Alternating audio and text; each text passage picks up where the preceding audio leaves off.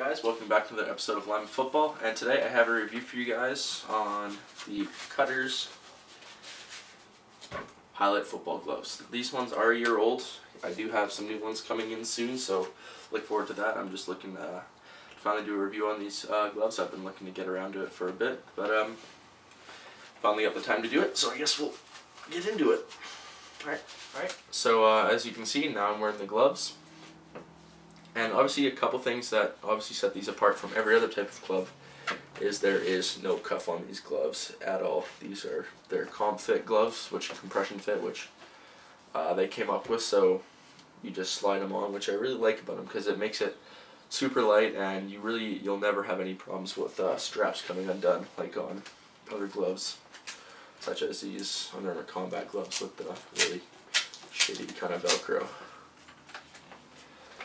Alright, so to start taking a tour around, as you can see on the top, we do have this kind of polyester synthetic material, which, I'm not going to lie, isn't great for breathability, but to counteract that, they do have these mesh inserts around your thumb and your index finger to make it a lot more breathable, as well as they have the mesh here to make better movement on your fingers.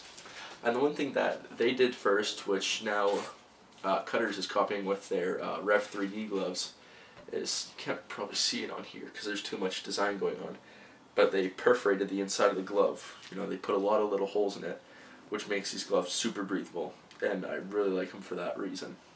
Another thing you can see on these gloves is the grip starts all the way to the top finger and it goes down well past where your wrist. Most gloves will probably cut off around, say if they cut off around here, right, and they continue their grip like the Cutters Rev Pros. This is still going farther down than that, which makes definitely a lot more help with catching the ball. One thing I like about these gloves from a lineman perspective is with no cuff here, no one can rip them off. That's one thing, obviously, that's great.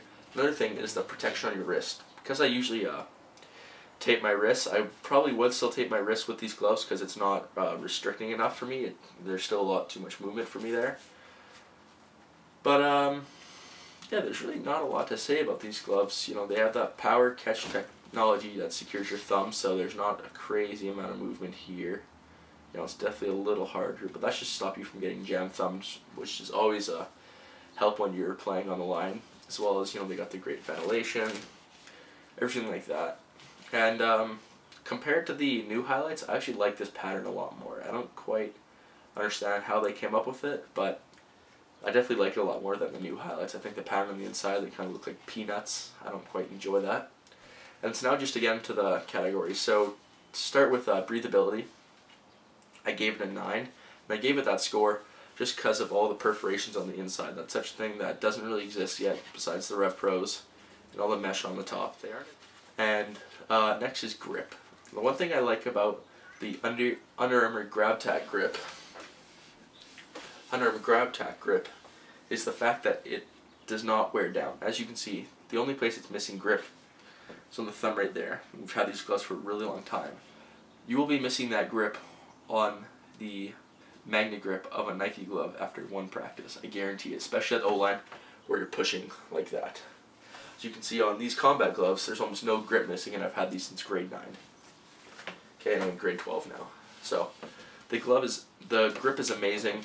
You still have a good amount of grip, and these are super old. They're super easy to clean because all you have to do is wash them off, dry them, and they're good again. The only problem I have is when it's raining out a lot, with these perforations, your hands do get a lot more wet than if it was solid.